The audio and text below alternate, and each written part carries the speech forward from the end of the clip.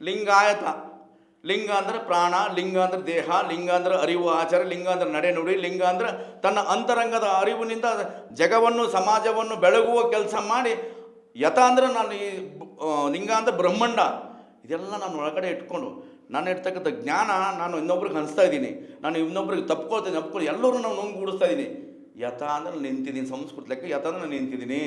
ಅವಾಗ ಅದು ಈ ಕಾಯಕ ದಾಸೋಗ ಇದೆಲ್ಲ ನೋಡ್ಕೊಂಡ್ಬಿಟ್ಟು ಸಮಾಜ ನನ್ನ ಜೊತೆ ಇಟ್ಕೊಂಡ್ಬಿಟ್ಟು ನಾನು ಅಲ್ಲಿ ನಿಂತಿದ್ದಾನೆ, ಅದು ಲಿಂಗಾಯತ ಅರ್ಥ ಆಗುತ್ತೆ. ಲಿಂಗದ ಅರಿವು, ಅಂಗದ ಅರಿವು ಅರಿಯದೇ ಇರತಕ್ಕಂಥ ಮೂರ್ಖ ಲಿಂಗಾಯತನ ಅಂಗದ ಮೇಲೆ ಲಿಂಗವಿದ್ದಡೆ, ಹಣೆಯ ಮೇಲೆ ವಿಭೂತಿವಿದ್ದಡೆ, ಬಾಯಿಯಲ್ಲಿ ವಚನವು ಹೇಳಿದೊಡೆ ಅವನು ಲಿಂಗಾಯತನಾಗುವನೇ ಅಪ್ಪ ಬಸವ.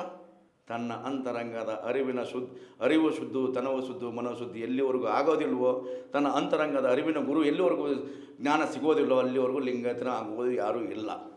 ಅಂಥ ಲಿಂಗಾಯತರನ್ನು ಹೋಗ್ಬಿಟ್ಟು ನಾನು ಲಿಂಗಾಯತ ಅಂತ ನಾನು ಹೇಳಿದ್ರೆ ನನ್ನಂಥ ಅವಿವೇಕಿ ಮತ್ತೊಬ್ಬನಿಲ್ಲ ಅಪ್ಪ ಬಸವ ಅಂತ ಕೇಳ್ತೀನಿ. ಜಗದಗಲ ಮುಗಿಲಗಲ ನನ್ನ ಅಂತರಂಗದಾಗಲ ಒಬ್ಬನೇ ದೇವನು, ಒಬ್ಬನೇ ಬಸವಣ್ಣ ಇದ್ದ ಮೇಕೆ ಮತ್ತೊಬ್ಬನ ದೇವರು ಹಂಗಕ್ಕೆ ಲಿಂಗಾಯತರಿಗೆ. ನೀವು ಬೇರೆ ಏನೂ ವಿಚಾರ ಮಾಡಬೇಡಿ. ಯಾರು ನನಗೆ ಮಠಕ್ಕೆ ಹೋದ್ರೆ ವಚನ ಹೇಳ್ತಾರೆ, ತಪ್ಪು ಹೇಳಲ್ಲ ಅವರು.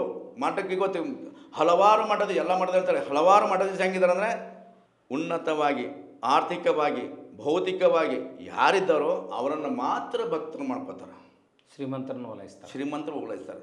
ಭಕ್ತನ ಜೇಬಲ್ಲಿ 2,000 ನೋಟು, 5,000, 10,000 ಎಲ್ಲಿ ಕಾಣುತ್ತೋ ಅವನಿಗೆ ಮಾತ್ರ ಪಾದ ಪೂಜೆ ಮಾಡಕ್ಕೆ ಬಿಡ್ತಾರೆ.